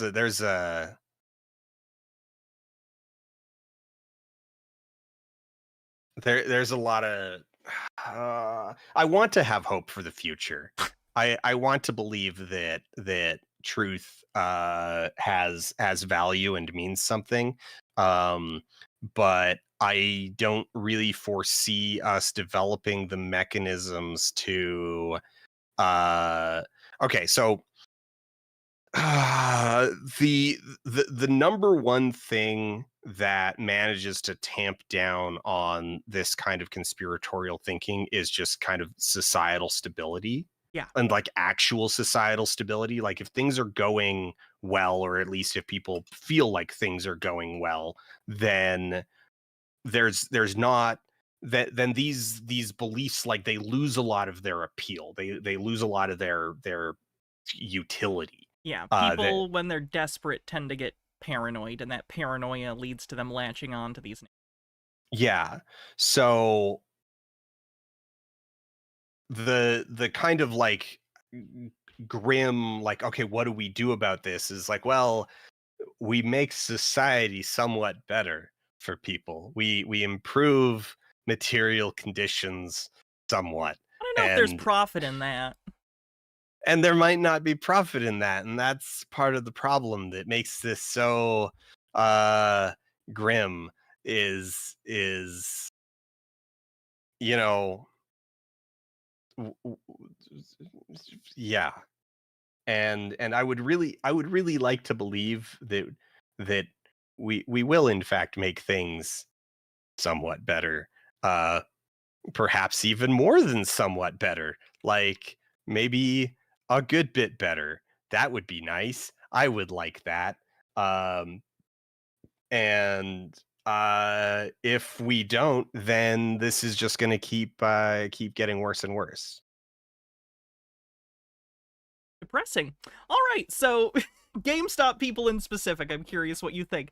Meme stock people, do you think 5-10 years from now there will still be a big community of this, or do you think it'll die out at some point? Because, like, GameStop's got cash. They can sit on that and bleed for a decade. GameStop's gonna, GameStop, the corporate entity, is basically safe for the next 6-7 years, Yeah. as long as they do nothing, which is increasingly what they're going to do. Like they're okay. 10 years from now there will almost certainly still be a company named GameStop. Whether or not it operates more than 10 retail locations is a question, but it will exist. Right. There will be a corporate entity named GameStop. The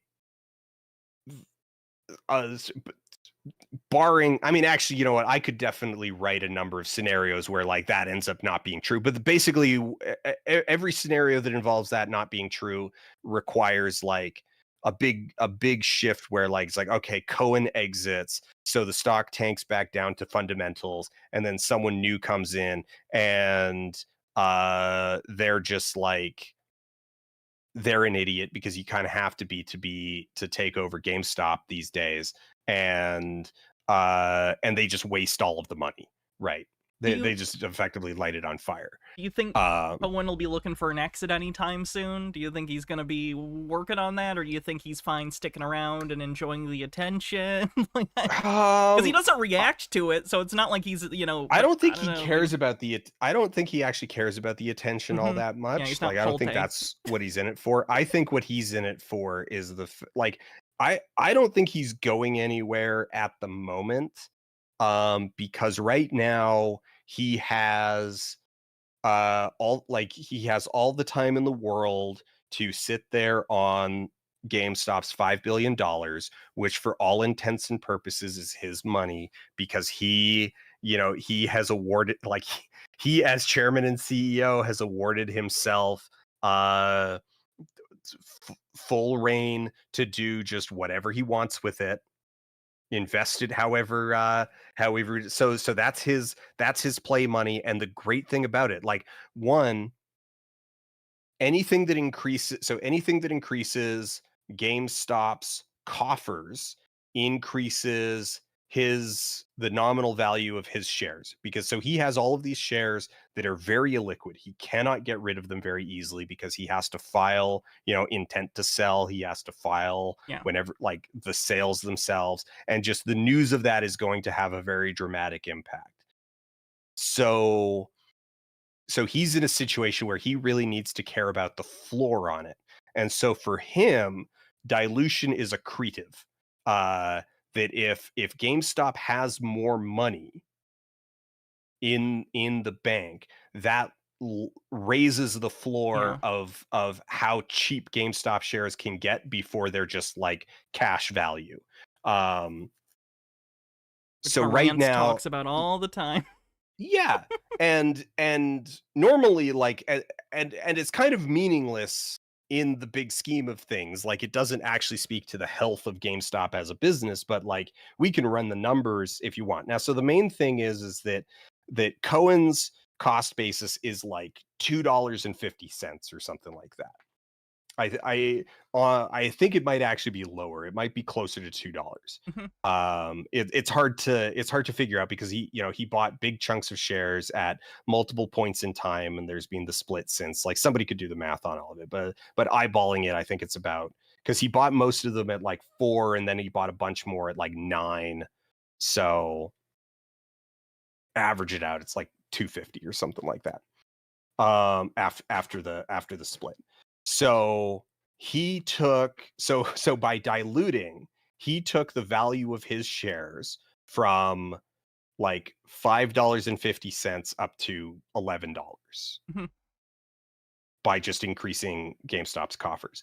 So his game, so if he so okay, so he has this giant pool of play money.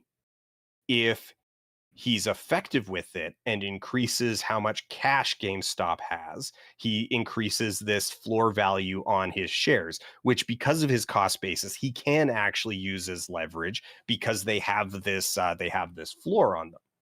And unlike apes, he can in fact leverage his GameStop shares.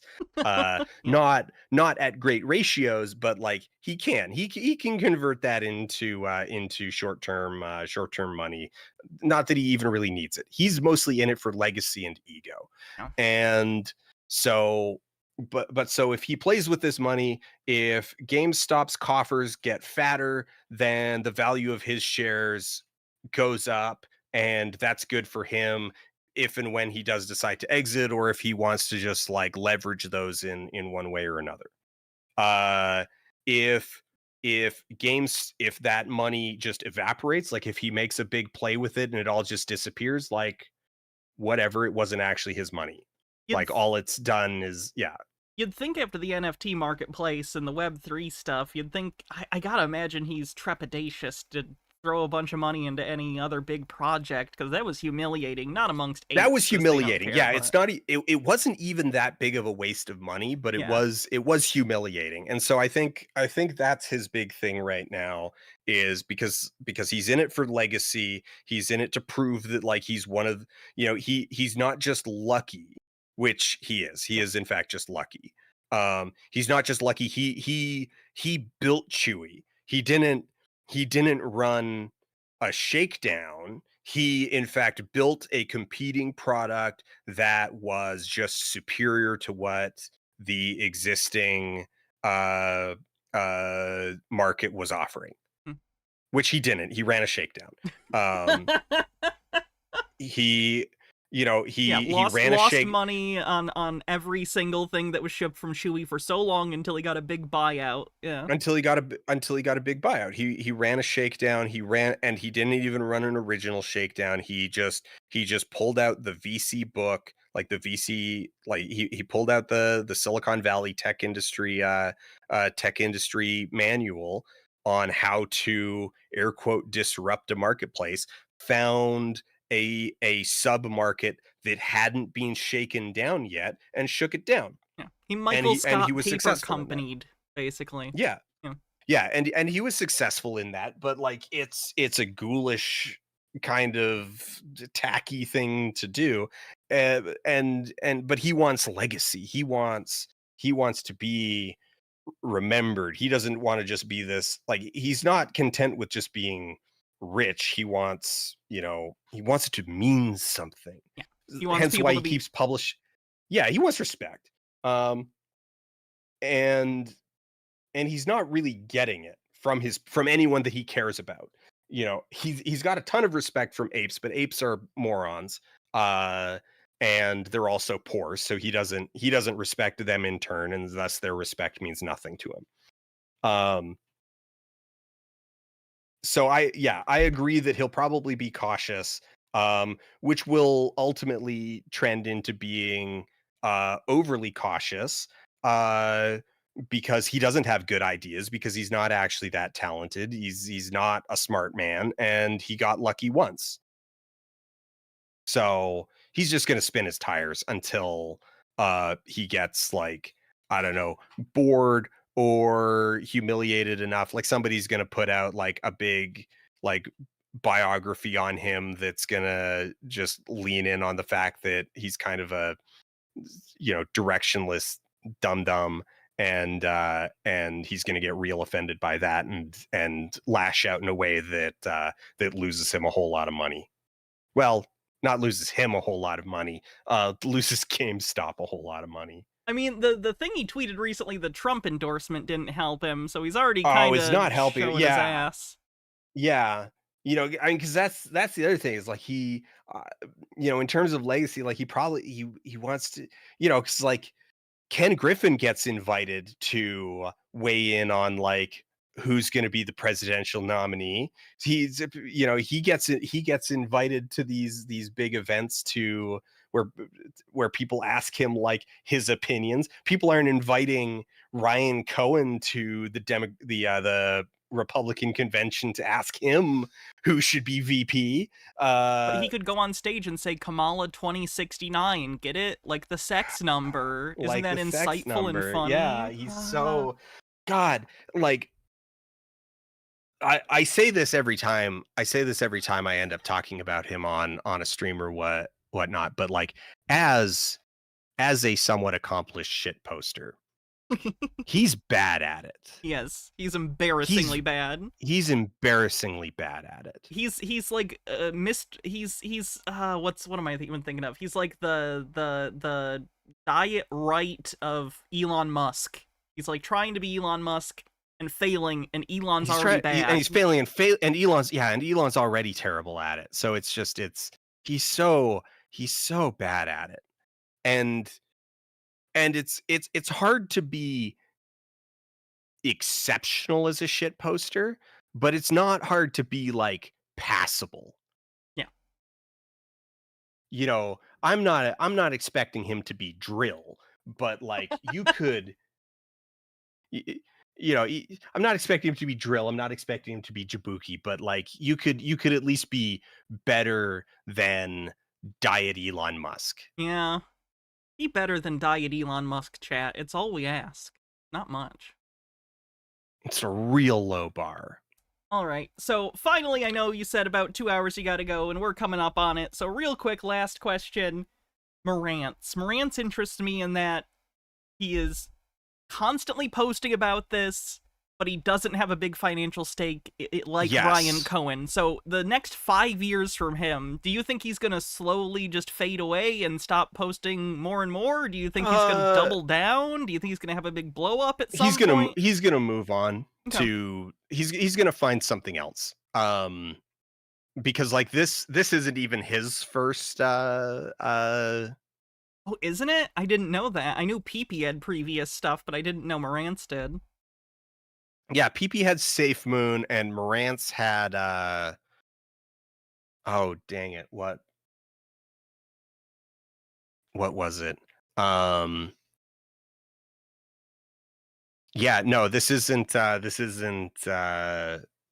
it isn't his first rodeo in terms of like attempting stock pumping and whatnot. So he'll just eventually pivot out of kind of probably financial necessity. Hey, he could always get Costco hot dogs for dinner. They're only $1.25. That's pretty good. They are. Mm-hmm. It's a pretty good deal. Yeah, no, I think that's I think he's okay. I think he's pivot. Because I don't think he'll ever give up trying to be a stock fluencer. I think he'll just not do a good job of it. That's going to be embarrassing when he has to actually take the bags off his wall. That's going to be a sad day for him. That's symbolic. Symbolic, yeah. But he'll have to do it. He is eventually going to have to take the bags off off the wall, because, you know, they'll be there reminding him that he failed to be a GameStop stock influencer. Isn't that all our dreams, really? Who can live up to such high expectations for themselves? Oh, I'm a Twitch streamer. What am I talking about? Jesus Christ. All right. So, thank you again, Dan, for coming on. It's been a lot of fun, and I've enjoyed the conversation. It's been great. Yeah, no problem. It's been good. It's been fun, and yeah. Do you want to tell people where they can find you, and then we'll let you go? Oh, don't find me. Don't. Okay. I'm safely in an anonymous location. That as the designated survivor. You know. Oh, you didn't mean. How about on the internet? Where can people find you? Right. Okay. I'm on all socials as Foldable Human, and the channel name on YouTube is Folding Ideas.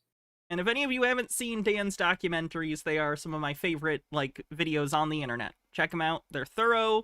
They're really great. And also, I know someone else writes them with you. You mentioned his name at some point in this, but you're the face of it. Yeah, so about a year ago, I hired a co-writer, Nathan Landell, who we test drove kind of a writing collab with Wyatt's Route to Suck at Warcraft, and then after that, yeah, so Well, that's hired good. him as a co-writer. So everything that's going on the main channel has been, or I think pretty much everything that's gone on the main channel since then has been co-written by him, and then the only things I've solo written have been just like the Patreon stuff. Well, I look forward to what you two work on next, and yeah, thanks for all the great content. Yeah, take care. Yep. And good rest of the stream. Bye. Bye. Well, that was great.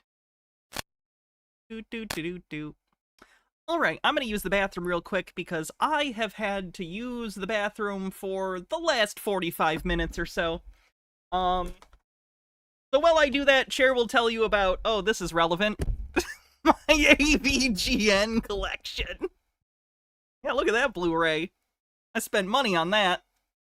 Anyway, I didn't have anything to talk about the James Rolfe video, so, but here you go. Be right back. Then I'll read the bits, messages, and stuff, and then we'll probably call it a night.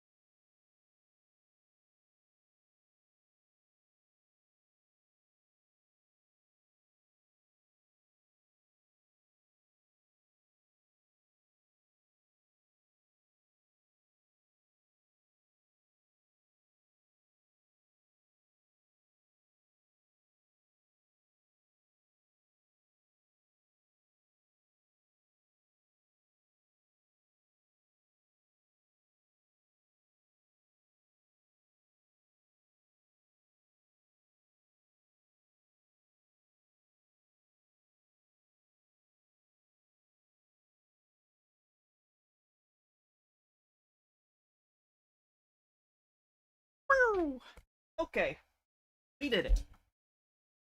Hi, everyone. How you doing? Doing good? I hope so. That was fun. Also nerve-wracking. Oh no, why would I take this off? I'm not done yet. That was fun. Oh, so let's check the bits, messages, and stuff. Yeah, his AVGN video was really good.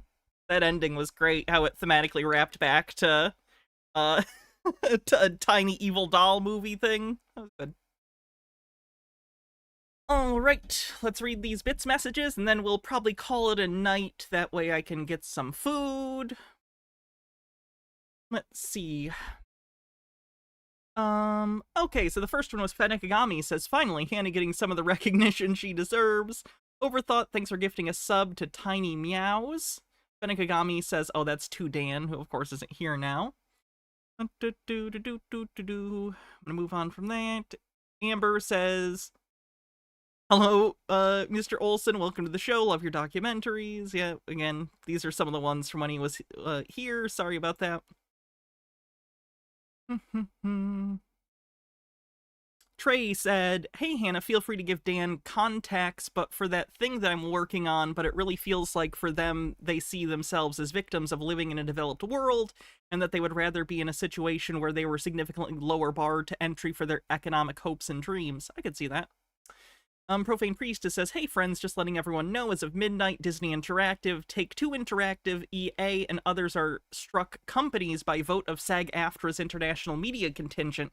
The voice actors are protesting primarily due to the industry's use of AI. Act accordingly.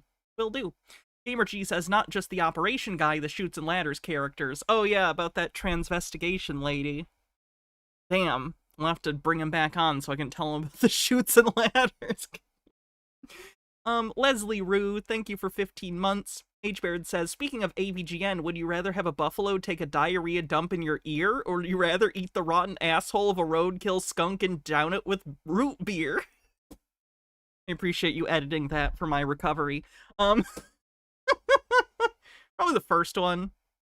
Probably the first one.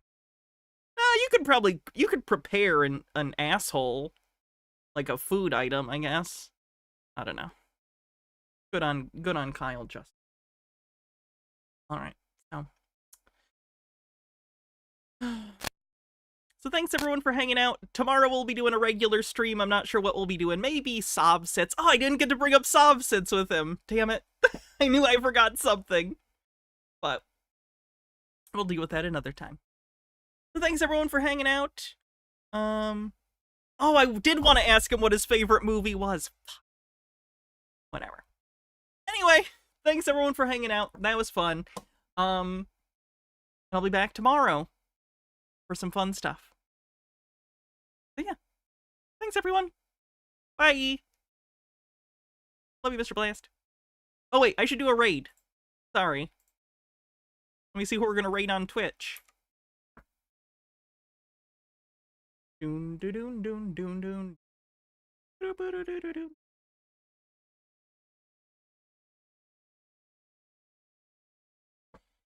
Alright, everyone. See you tomorrow. And go check out Dan's videos if you haven't seen them. They really are excellent. Oops. Why did that work? Why does it say sorry? Try that again. There we go. Alright. Adios, everyone! If you want, by the way, feel free to share this VOD around. I'm sure there's plenty of people who are fans of Dan who'd love to see more information from him about this stuff, so feel free to share it and stuff. Alright. Night, everyone.